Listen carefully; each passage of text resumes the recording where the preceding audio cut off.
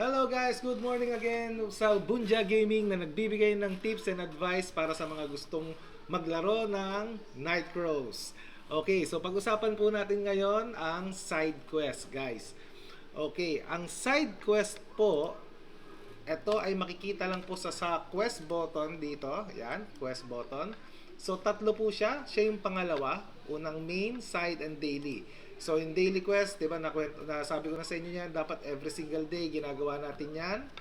So pag-usapan po natin ang side quest. Ano bang makukuha natin dito sa side quest and bakit kailangan mo ring gawin tong side quest natin. Okay.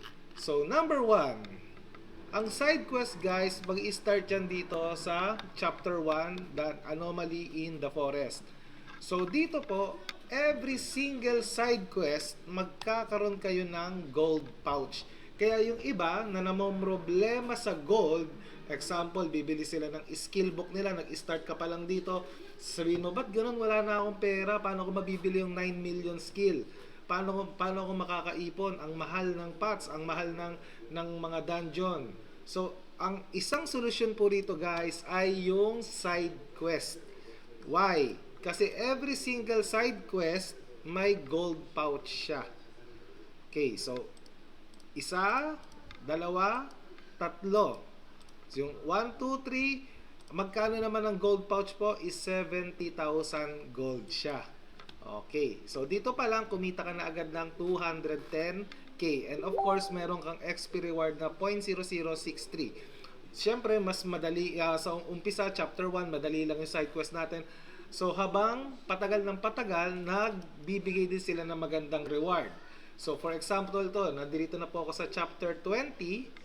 So ang ibibigay nilang reward sa akin ngayon, chapter 20.3 side quest, ay gold pouch na 70,000.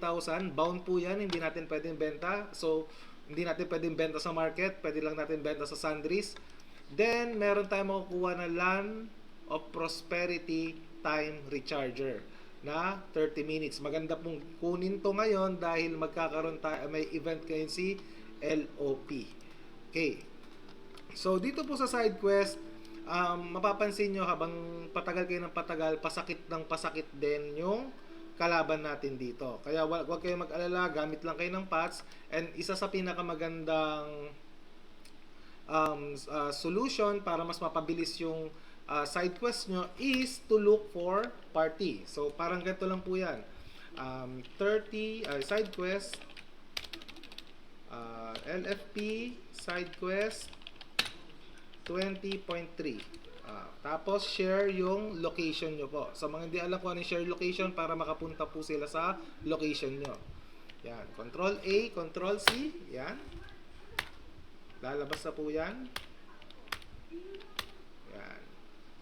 So ngayon, dalawa na kami rito, nakita nyo po, para mas mabilis. So pag nandito kayo sa side quest, of course, sama nyo na rin si daily.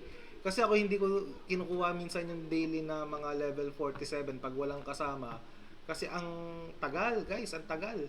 Mauubos yung oras nyo. Pero kung tuwari talagang isang guild kayo o isang party kayo or barkada kayo, much better yon kasi sabay-sabay nyo gagawin, mas mabilis mapatatapos yon. So may iba nga dyan, natatapos nila lahat yung hanggang level 47 na daily quest.